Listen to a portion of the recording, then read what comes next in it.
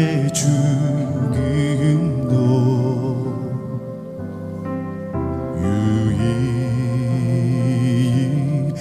유익함이라. 내 안에 사는 예수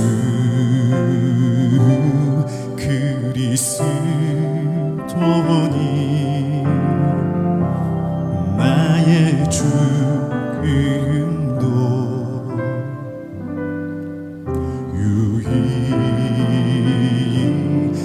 유익함이라. 나의 왕 내 노래 내 생명 또 내 기쁨 나의 힘 나의 것 내 평화 나의 주 내 안에 사는 예수 그리스도니 나의 죽음도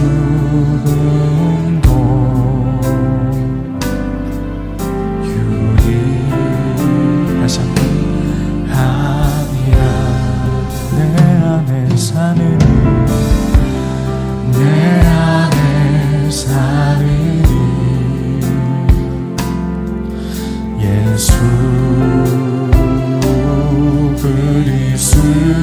그리스도니 나의 죽음도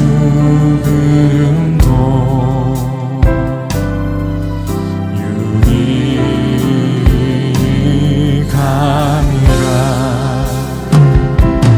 나의 왕 내 노래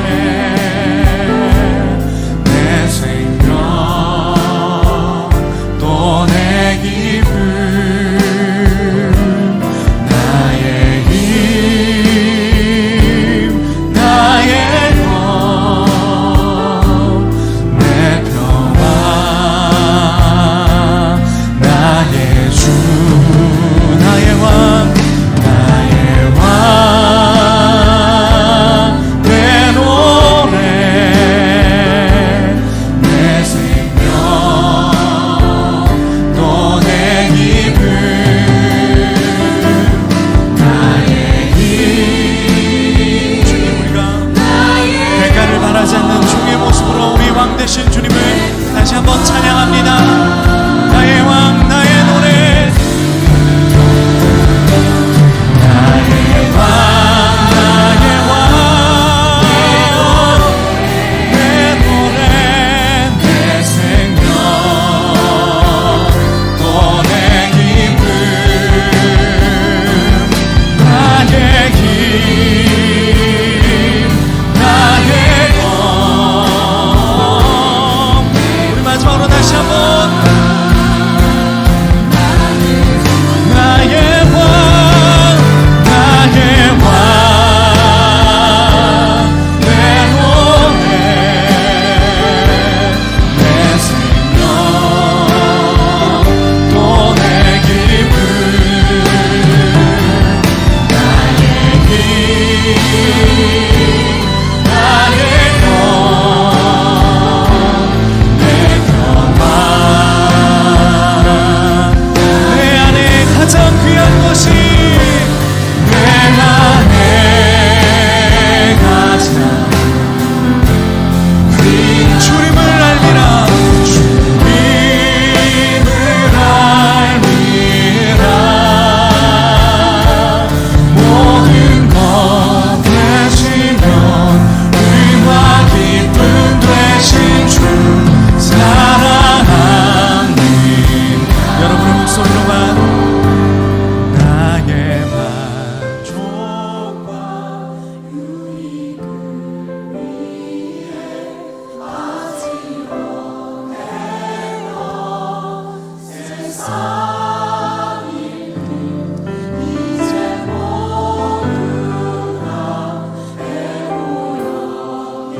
가사를 생각하면서 우리 주님께 다시 고백하겠습니다.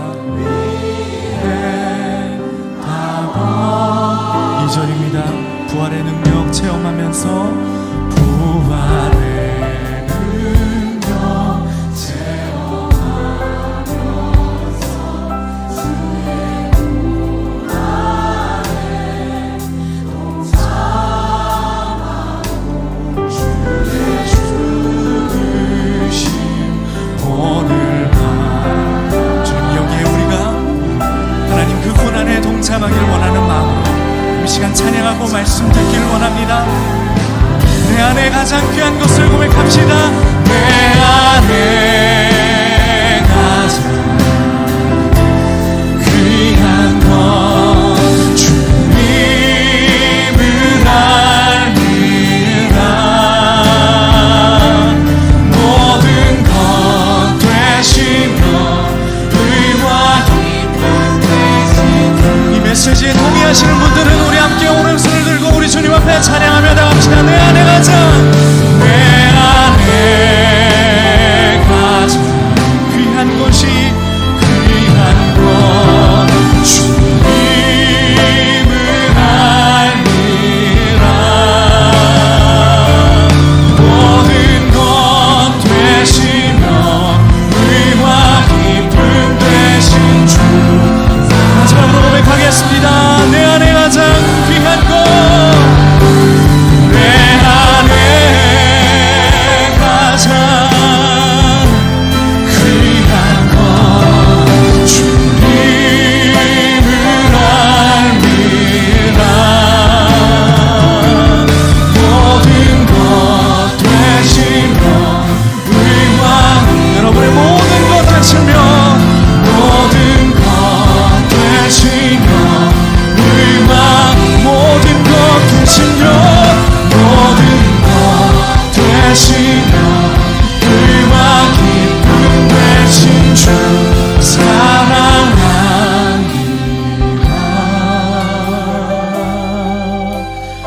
나의 주.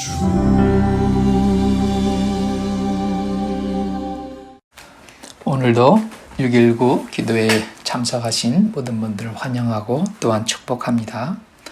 오늘 본문 말씀은 고린도 후서 10장 12절에서 18절입니다. 제가 봉독하겠습니다. 우리는 자기를 칭찬하는 어떤 자들과 더불어 감히 짝하며 비교할 수 없노라. 그러나 그들이 자기로서 자기를 헤아리고 자기로서 자기를 비교하니 지혜가 없도다. 그러나 우리는 분수 이상의 자랑을 하지 않고 오직 하나님이 우리에게 나눠주신 그 범위의 한계를 따라 하노니 곧 너에게까지 이른 것이라. 우리가 너에게 미치지 못할 자로서 스스로 지나쳐 나아간 것이 아니요 그리스도의 복음으로 너에게까지 이른 것이라. 우리는 남의 수고를 가지고 분수 이상의 자랑을 하는 것이 아니라 오직 너희 믿음이 자랄수록 우리의 규범을 따라 너희 가운데서 더욱 풍성하여지기를 바라노라. 이는 남의 규범으로 이루어놓은 것으로 자랑하지 아니하고 너희 지역을 넘어 복음을 전하려 함이라. 자랑하는 자는 주 안에서 자랑할지니라. 옳다 인정함을 받는 자는 자기를 칭찬하는 자가 아니요 오직 주께서 칭찬하시는 자니라. 아멘. 오늘 본문 말씀에는 칭찬, 자랑 이런 단어들이 자주 반복되지요. 김중국 목사님 말씀에 의하면 반복되는 단어는 본문 주제를 나타낸다고 말씀하세요. 그래서 오늘 말씀의 주제는 자랑과 칭찬인데요. 과연 무슨 칭찬과 무슨 자랑일지를 우리가 살펴보겠습니다. 먼저 12절 말씀. 우리는 자기를 칭찬하는 어떤 자들과 더불어 감히 짝하며 비교할 수 없노라. 그러나 그들이 자기로서 자기를 헤아리고 자기로서 자기를 비교하니 지혜가 없도다. 여기서 자기를 칭찬하는 어떤 자들이라는 것은 바울이 복음으로 세운 고린도 교회에 들어와서 분열과 또 파장을 일으키는 그 거짓 교사들을 말하는데요. 그들이 자기 기준으로 자기를 칭찬하니 참으로 어리석은 일이다 하는 말씀을 하고 계시는 것이죠. 13절, 14절에서 그러나 우리는 분수 이상의 자랑을 하지 않고 오직 하나님이 우리에게 나눠주신 그 범위의 한계를 따라 하노니 곧 너에게까지 이른 것이라. 우리가 너에게 미치지 못할 자로서 스스로 지나쳐 나아간 것이 아니요 그리스도의 복음으로 너에게까지 이른 것이라 라고 말씀하고 계십니다.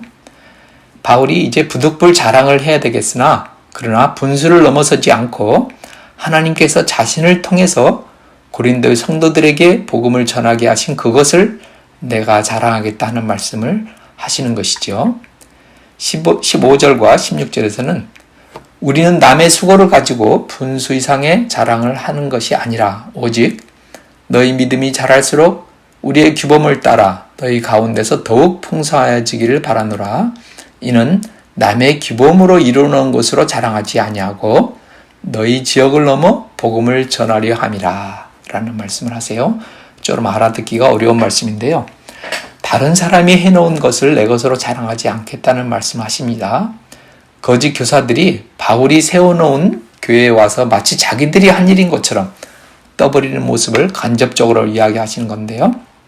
16절에 하나님께서 하신 것 외에는 자랑하지 않는다라고 말씀하시면서 이렇게 자랑하는 것은 복음이 고린도 교회를 넘어 더 전파되게 하는 것이다 라는 말씀을 하고 계십니다. 지금 사도 바울이 자랑에 관한 말씀을 하고 계신데요. 그것에 대한 백그라운드를 잠깐 좀 살펴보면은 그 이유를 좀 더 알 수 있을 것 같아요.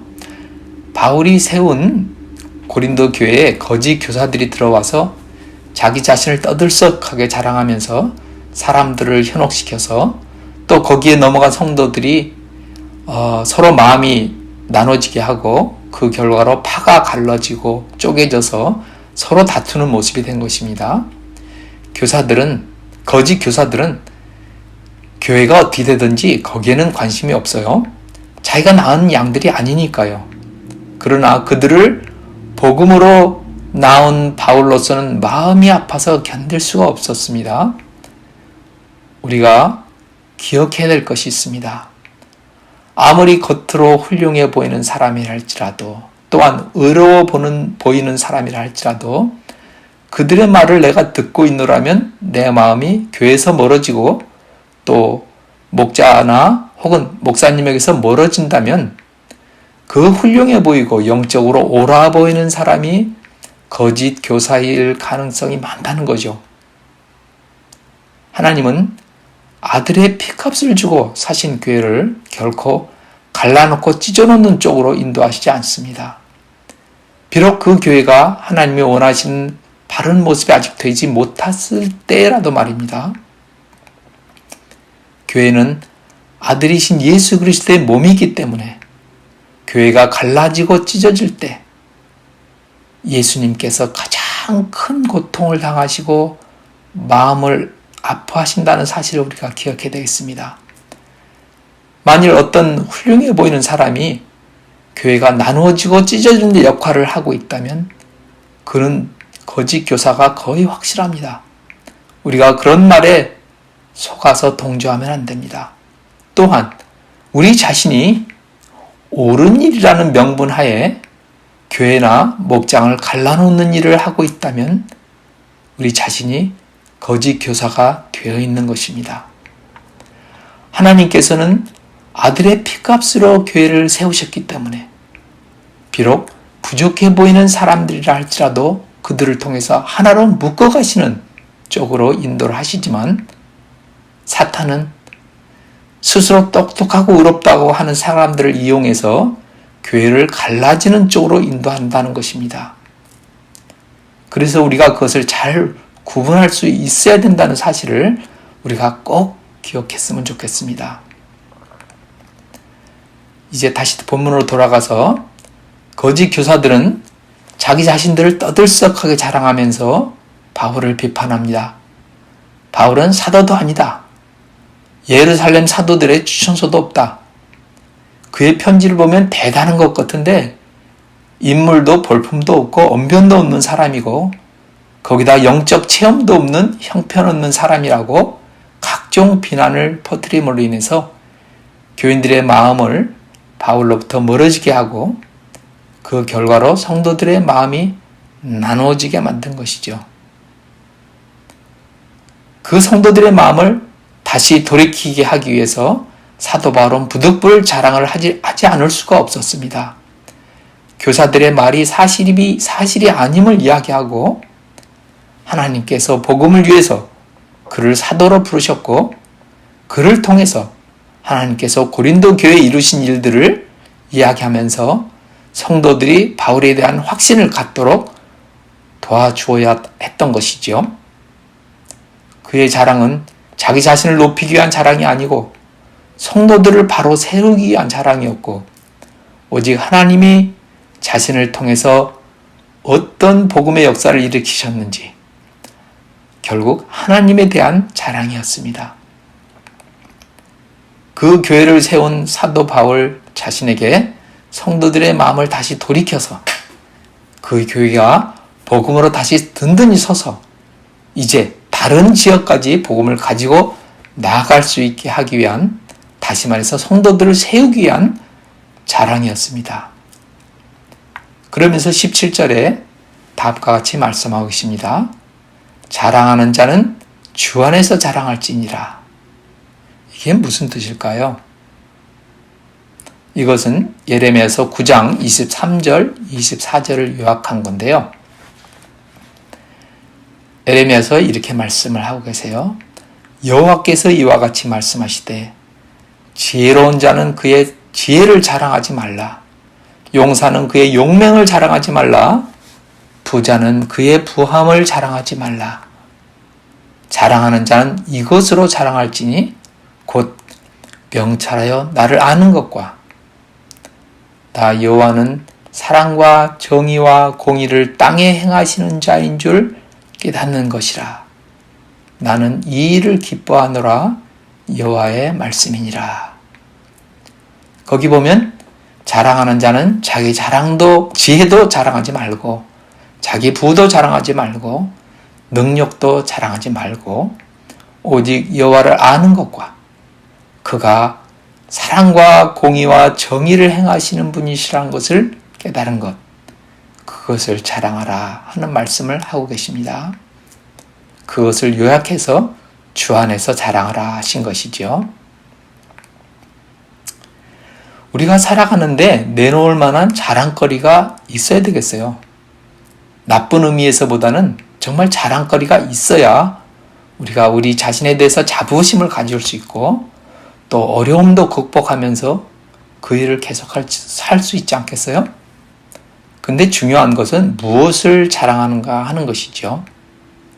흔히 사람들이 자랑거리로 삼는 것은 자기 학력이나 집안 배경이나 돈이나 외모나 사회적 지위나 또 자기 자식들이 얼마나 공부를 잘했는지 또 얼마나 세상에 출세했는지 하는 이런 것들이 보통 우리의 자랑거리죠. 그런데 예수 믿는 우리는 어떤가요? 하나님께서는 그런 것들을 자랑하지 말라고 하셨습니다. 왜냐하면 그 모든 것들은 다 없어질 것들이기 때문이죠. 그 대신 이런 것들을 자랑하라 라고 말씀하시면서 하나님을 아는 것과 또한 그분이 어떤 일을 행하시는 분이신지를 깨달은 것, 그것을 자랑하라 라고 말씀하신 것인 거예요. 우리가 만나는 하나님을 자랑하고 또 하나님이 얼마나 사랑과 정의와 공의가 충만하신 분이신지 그런 것들을 자랑하라 말씀하신 것이죠. 그런데 하나님의 사랑과 공의와 정의가 가장 명확하게 드러난 것이 바로 십자가입니다.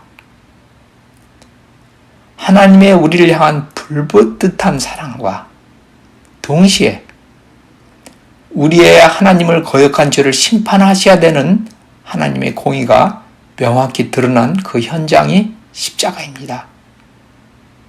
그래서 십자가는 가장 하나님이 누구신가를 정확하게 보여주는 곳입니다. 그러므로 하나님을 안다는 것은 곧 십자가를 아는 것입니다. 십자가를 모르고는 하나님을 알 수 없습니다. 그러므로 십자가를 자랑하는 것은 하나님을 자랑하는 것이며 그 십자가를 자랑하는 것이 바로 전도입니다. 바로 이것을 위해서 우리가 구주 사랑의 축제를 준비하고 있는 것이죠. 그래서 사도 바울은 갈라디아서 6장 14절에 이렇게 말씀을 하세요. 내게는 우리 주 예수 그리스도의 십자가 외에 결코 자랑할 것이 없으니 라고 말씀하셨습니다. 우리는 나를 살리기 위해서 죄 없는 예수님이 고통당하신 그 십자가를 자랑스럽게 생각해야 되겠습니다. 나 같은 자를 위해서 나의 창조주가 스스로 담당하신 그 부끄러움과 고통과 죽음을 나는 자랑스럽게 생각해야 합니다.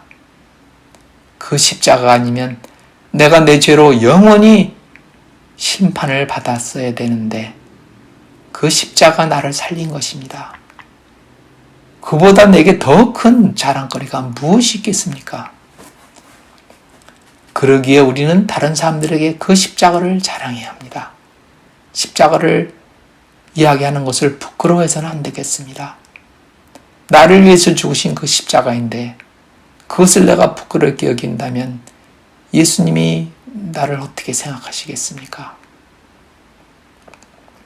우리가 그렇게 십자가를 다른 사람들에게 자랑하다 보면 그것을 통해서 하나님을 믿게 되는 사람들이 생기죠. 그러면 그 믿게 된 사람들이 하나님 앞에서 나의 자랑거리가 되는 것입니다. 하나님, 이 사람이 내가 하나님을 자랑한 결과로 하나님을 믿고 하나님 자녀가 됐어요 라고 하나님께 우리가 자신있게 자랑할 수 있는 것이죠. 그래서 사도 바울은 데살로니가 전서 2장 19절에 이렇게 말씀을 하세요. 우리의 소망이나 기쁨이나 자랑의 면류관이 무엇이냐? 그가 강림하실 때 우리 주 예수 앞에 너희가 아니냐? 너희가 내 자랑이라, 이런 말씀이시죠. 내가 전도하여 예수 믿게 된 그 사람이 예수님 오실 때 우리 자랑거리라는 것이에요. 그 자랑거리가 있을 때 하나님께서 우리를 보시고 그런 우리를 칭찬해 주실 것입니다. 그러면 그 칭찬이 진짜 칭찬이 되는 것이죠. 그래서 본문 18절에 이렇게 말씀을 하고 계세요. 옳다 인정함을 받는 자는 자기를 칭찬한 자가 아니요 오직 주께서 칭찬하신 자니라. 주님께서 칭찬해 주시는 칭찬이 진짜 칭찬인 것이죠. 그렇게 칭찬받을 날이 반드시 올 겁니다. 고린도후서 5장 10절에 이런 말씀이 있습니다. 이는 우리가 다 반드시 그리스도의 심판대 앞에 나타나게 되어 각각 선악간에 그 몸으로 행한 것을 따라 상을 받으려 함이라. 우리가 늘 기억하려고 노력해야 될 것은 반드시 심판의 날이 온다는 사실입니다. 물론 예수 피로 구원받은 우리는 영생이냐 멸망이냐라는 심판이 아니죠. 그러나 우리가 선악간의 몸으로 행한 모든 것에 대해서 상급을 받는 심판입니다. 우리가 사람들에게 칭찬받는 것 좋은 일입니다. 그러나 아무것도 남는 것이 없어요. 우리가 하나님께 칭찬을 받아야 되겠습니다. 현재 하는 일 중에 하나님이 칭찬하실 만한 일이 무엇인지, 내가 어떤 일들을 하고 있는지 우리가 재정비를 해볼 필요가 있습니다. 그래서 우리가 나머지 생애를 주님께 칭찬받을 만한 일을 위해서 아낌없이 우리 생애를 쏟아 부어야 되겠습니다. 그리하여 우리가 예수님 만날 때 잘하였도다 착하고 충성된 종아, 내가 적은 일에 충성하였음에 내가 많은 것을 내게 맡기리니 내 주인의 즐거움에 참여할지니라 라는 그런 칭찬을 반드시 우리가 들어야 되겠습니다. 오늘 말씀을 우리가 잠깐 정리하고 마치죠. 첫 번째는 우리가 거짓 교사들의 현혹스러운 말에 내가 넘어가서는 안 된다는 것입니다. 그러면 그들을 어떻게 구분할까? 첫째는 그들이 무엇을 기준으로 어떤 일들을 자랑 삼고 있는지를 우리가 살펴봐야 된다는 말씀이고요. 그 다음에는 그 열매로서 그들의 말이 우리로 하여금 교회에서 멀어지게 하거나 목자나 목사님으로부터 멀어지게 한다면 그분은 거짓 교사라는 것을 우리가 구분할 수 있다는 말씀입니다.